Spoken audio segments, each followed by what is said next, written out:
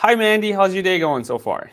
Ash, it's going really great, very busy, and it's an exciting time for students, I think. Many of them are starting programs in the fall. I don't know if you're seeing a lot of, busy people on your side. Absolutely. And that's true. It is a busy time. So I'm glad to see you again. I really appreciate the guidance, obviously, the value that you add to the international student community.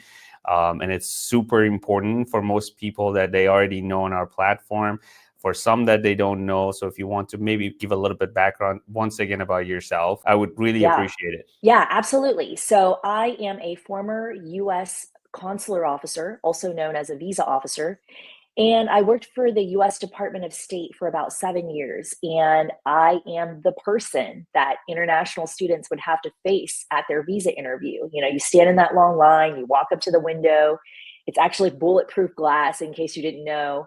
Oh, And then I have that very short and important conversation with international citizens, talking to them about why they're going to the US.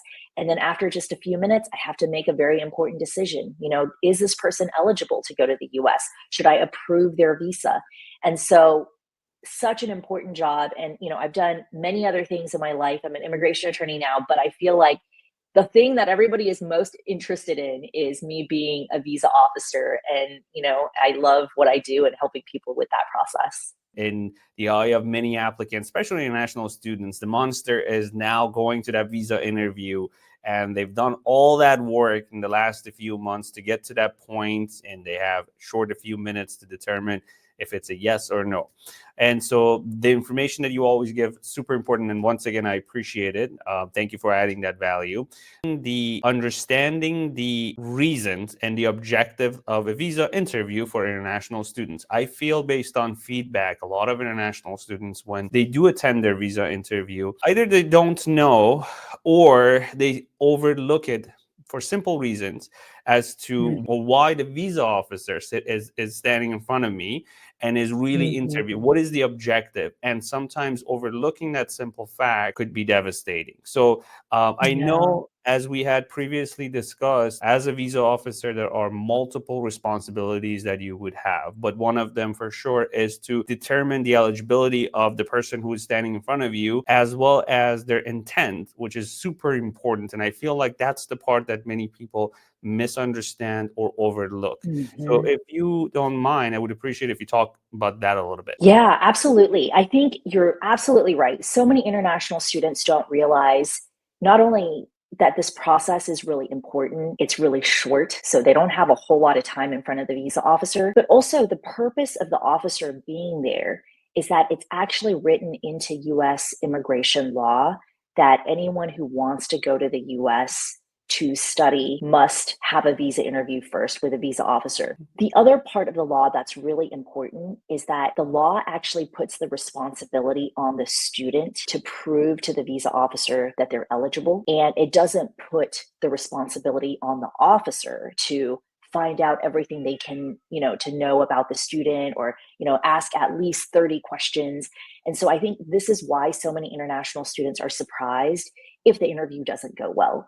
Oftentimes, I hear from students, gosh, I wasn't even asked that many questions. They only asked me one or two questions and I was denied. Or, I didn't even get an opportunity to talk about this because they never asked me. And, it might seem a little bit unfair that maybe they weren't asked about the scholarship or they weren't asked about the specific thing, but it's because the visa officer is protected by the law and it's not actually their responsibility to ask all of those questions, which actually I think goes really well with the topic that we're talking about today, which is, how much should students say, right? Like, what do they need to say? How do they even start? Like, I've heard so many visa agents or other attorneys who say, okay, just try to say as little as possible. You don't want to mess it up for yourself by talking too much. That's actually not what I recommend at all as a former visa officer, because I know how important it is for the student to be proactive and to put the best part of their situation in front of the officer as quickly as possible. You're absolutely right, because that time is pretty short that they have to actually explain. In that short amount of time, they have to explain the goals, their objectives, why this, why that. And that's a really key important point that you mentioned. The responsibility is on their shoulder, not the visa officer. And I hear this all the time from our students even, that they say that, hey, we went to the visa interview and it seems like the visa officer was not even listening to. And it just like, it took like 2 minutes and they were typing and looking the other way. And I feel like they weren't even paying attention to me. And I'm sure that's not true. So as, again, with your experience, tell me a little bit about that. What would you say to someone who says, I feel like the visa officer was not even listening to me? I think one thing that students should make sure to prepare for is that sometimes it's possible that the officer isn't looking at them. Maybe they're asking questions, but they're not looking at you and they're just typing. And what they're doing usually is they're looking through your DS-160 application. They pull that up as soon as you walk to the window. They don't look at it beforehand. They look at it at the interview. And then from that application, they're looking at things that interest them to ask the student questions about. But it's really important for students to not be thrown off by that. I know sometimes, if I feel like somebody's not listening to me, it's hard to keep talking. But what I usually say to students is you want to keep talking because they're still listening. They may be typing, but they're still listening. And you don't want to miss out on any opportunity, because these days, standard visa interview is between 30 seconds and 3 minutes. Yeah. That is such a short amount of time, right? So you want to take advantage of any time at all that you have in front of the visa officer. Even if they're not looking at you, you got to pretend that they are looking at you. One other thing I want to add is that visa officers tend to maintain a very neutral expression.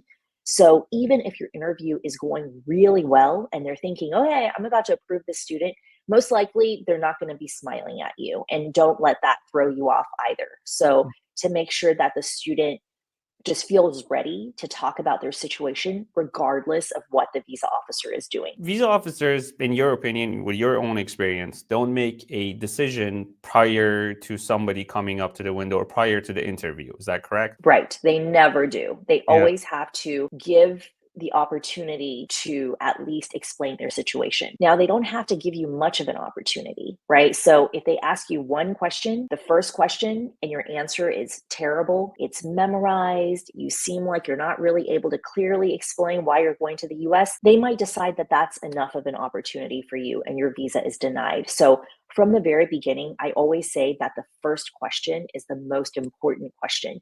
You really want to nail the first question so that the interview continues, instead of the visa officer deciding, okay, like, I already know everything I need to know. This person doesn't need to go to the United States. You don't want them to feel like that. As we said, so one of the responsibility of a visa officer is to determine that if you do have the intention of returning back to your own country, because you are applying for a non-immigrant visa, such as the student visa, right? So that is a big responsibility. And again, I feel like a lot of students do miss that. And sometimes when the visa officers do ask a question, and in their answers, while they're actually talking and explaining, they could actually say certain things that maybe their intention is not even staying in the United States. Obviously, the intention is to return back home, but then they could give the wrong impression. And so it's important how, and you practice and how to position yourself. Some of the keywords that you think maybe it's not important as the students that are super important, and it becomes a factor in the visa officer's mind. That's absolutely correct. That's absolutely correct. And I think that, some students maybe try a little bit too hard. I know a lot of students who think, the easiest way to tell the officer that they don't have immigrant intent is to just say, I don't have immigrant intent. Promise I'm going back to my home country.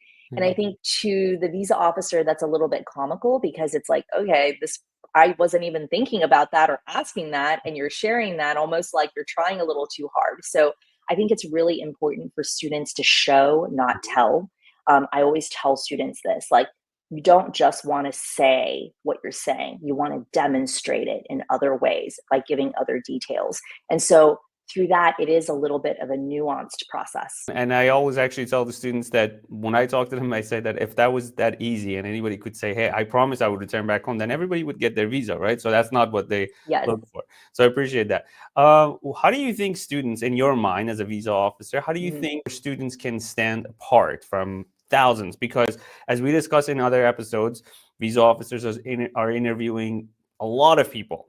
on a single Yes. day. So if you add that up on a monthly basis, quarterly, or on a yearly, there's a lot of thousands of millions of students, right? How do you stand apart as an international student that you're walking up to that window and you want to tell the officer your objectives, your goals, that I'm really actually a student, I want to go study, right? In the United States, how do you stand apart Mhm. in your opinion? I think the best way to stand apart is to be yourself. And I know it's easier said than done. Mhm. I think what really interests visa officers is when a student is able to give details about him or herself that's really unique. So, I'll give you an example. Let's just say a student wants to go to the US and be an engineer, and he's doing a bachelor's program, but he actually has a hobby that he loves. He actually loves the NBA and he loves basketball, and he's excited to go to school in Chicago so he can go to some Bulls games.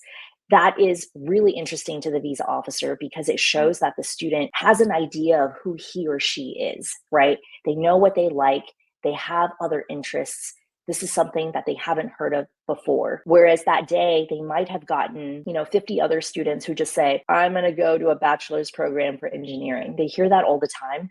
But I think what a visa officer wants to know in that short amount of time is really who you are. Like, what are you interested in? What do you want to do with this degree after you graduate? Do you want to change the world? How? And so, and the funny thing is, most students don't know that this is what the visa officer is looking for.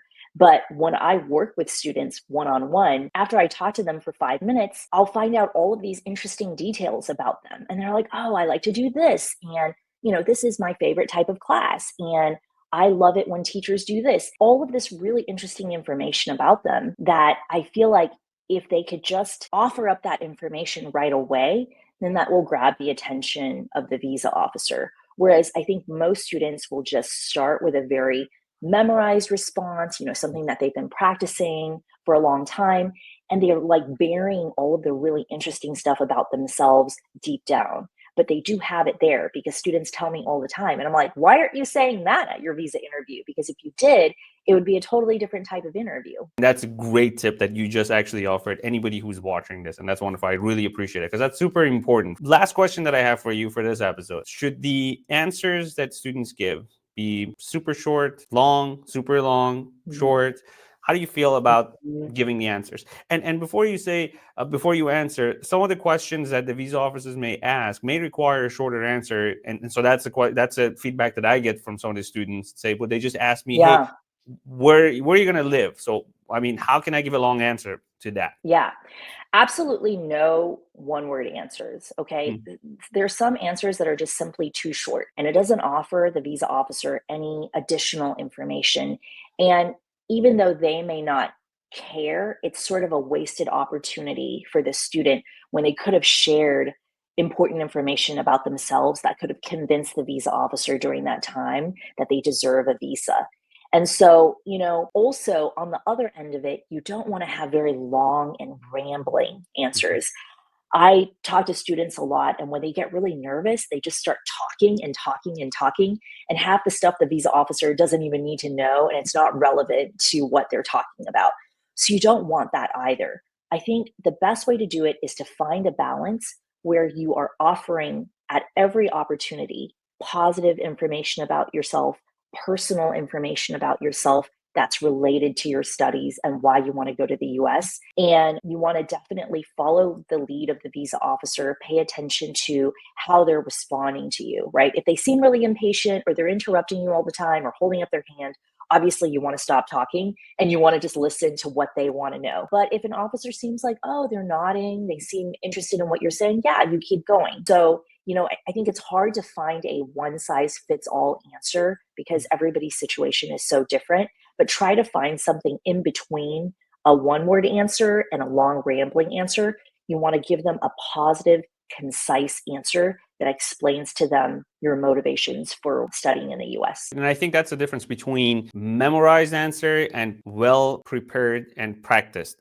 answer. That's right. That's exactly right. And so usually the way that you say it isn't really important. You should just have a topic in mind, and Yeah. then you can talk about that topic however you'd like to or however you feel most comfortable. Mandy, thank you so much for all the great tips and information. I really appreciate it. And it was awesome seeing you as always. Yeah, it's great to see you too. And I really hope this helps your students. I know it will. Thank you so much.